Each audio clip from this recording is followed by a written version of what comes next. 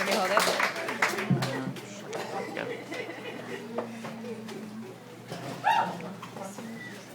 Okay. I've always considered myself a rule follower, but then I met the ultimate rule follower.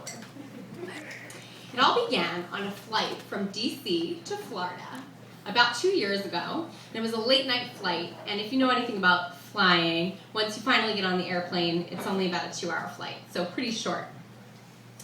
So, I sit down in my aisle 12A spot, and because it's pretty empty, I can spread out all my backpack and my lunch bag and my cell phone, because I'm pretty much a mess.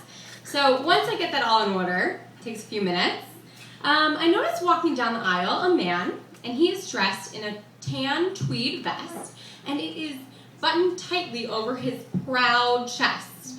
And I think to myself, okay, this guy's a flight attendant. And I noticed under his arm, as he is striding proudly down the narrow aisle of the plane, that there is wedged a thick binder full of papers. And I'm thinking to myself, okay, this guy has to be new. And as he walks past me and he stops at the man in front of me, directly in front of me, and he says, "Sir, do you know that you're seated in an emergency exit row?" Yeah, I got it. The responsibilities are that you have to be able to lift 12 pounds over your head and be able to follow instructions. Do you think that you're capable of managing this responsibility? Yeah, sure. The man, the flight attendant, who at this point I notice off the shiny gleaming of his name tag, which indicates that he's a newbie, says Leonard. Leonard turns his head 2 degrees to the guy directly next to the man in front of me. And he says, "Sir, do you know that you're seated in an emergency exit row?" Yeah, I got it. The responsibilities are to be able to lift 12 pounds over your head and follow rules like this.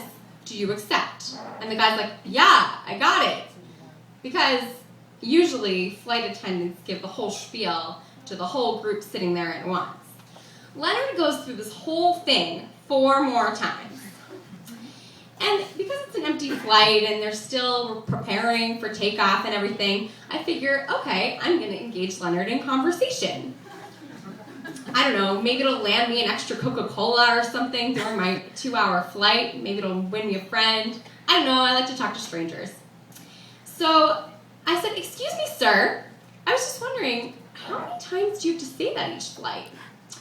"Well, there are 6 emergency exit seats on each plane, and depending on the time of day, but usually I do about 8 flights a day, so I have to say it 48 times. With that, Leonard turned and resumed his responsibilities. I was shocked. I had nothing left to say to Leonard. So the plane takes off, which is my favorite part. I don't really understand the physics, but somehow it's amazing that there's a ton of people on this big steel bird in the air, and it's incredible to me.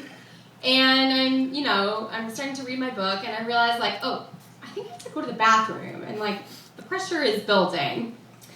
And I notice that the seatbelt light's still on, so I figure, okay, I'll wait a little longer, and I get a little more into my book. And for any of you that know me, know that in a 2-hour flight, I might go to the bathroom 2 or 3 times. So the pressure is building and building, and I decide, okay, I'm getting up. I've already seen 3 or 4 people come from the back of the plane to the front of the plane. Other people get up and adjust their bags. If they're doing it, I gotta go.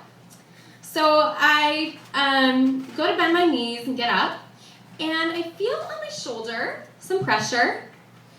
Leonard, "Excuse me, ma'am, did you notice that the seatbelt sign is still illuminated? It's really not safe for you to go to the back of the plane. But I really have to go to the bathroom, and other people are going." The seatbelt sign is still illuminated. With that, he turns and again goes about his business. Now, mind you, if you've ever seen the movie Airplane, where there's incredible turbulence and women who are trying to put lipstick on or all over the face, this flight is nothing like that. There's no storm, we're smooth sailing, we're even gonna get to our destination before we're supposed to. The seatbelt light's still on, no idea why, but at this point, it's come time. I have to make a decision. My decision is made even harder because I see that there's a barrier. The drink cart is starting to move slowly up the aisle. The whole process takes about 15, 20 minutes to go up the whole aisle, and then go back the whole aisle, and then for people to come with a trash bag. If I want to go, I gotta go. So I check around me. Leonard's nowhere to be found. Seatbelt light's still on, but I make a break for it. So I get to the back of the plane, open the door, shut the door. Whew, I'm inside. I made a good decision. And going through my head is this voice of my stepdad. He's a urologist. He talks about the dangers of holding it, so I know that in this moment I've made him proud. So I do my business, and I'm washing my hands with the teeny tiny sink and the warm water, and everything's compartmentalized, the tissues, and it's much cleaner than my bathroom at home. My roommates know that. So I'm really proud of myself, and I'm really I'm feeling relieved, I'm feeling light, it's all good. And as I go to open the door of the bathroom, Leonard is right in front of me. Was he waiting there the whole time? What is this guy doing? So he does not look happy. And it appears that he's kind of singled me out. And he says, "Ma'am, the seatbelt sign is still illuminated." But I really, really had to go. "You need to sit right here. Right here? In the last row of the plane? The one that doesn't even recline?" "Yeah, right here. You need to sit here by yourself, and you can only go back when the seatbelt light turns off." What am I, in the time out that I give my kids at school? So I complied because I'm pretty happy. I already, done my business, and, whatever. Even though my backpack is flying around up there, my cell phone, my lunch bag, all right, I'm sure it'll only be a few moments.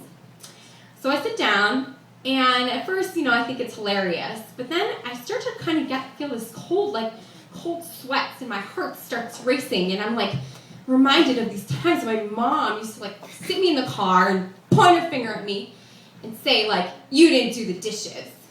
And this guilt is building in me. Yeah, I deserved it. Yeah, the seatbelt line was on. And yeah, I defied him and went to the bathroom, but I really had to. And these other people were going. Why was I being singled out?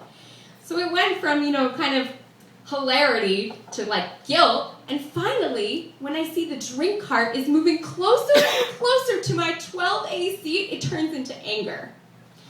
At this point, I'm not going to be able to get my Coca-Cola.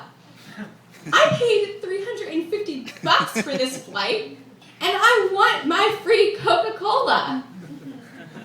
So I'm sitting there, and I'm angry, and I'm alone, and no one's around me, and everyone else is going about their business. And finally, Leonard comes over because the seatbelt light is still on for God knows what reason. And I talk to him about my, I'm really sorry, can I just go back to my seat? And he's like, "No." But,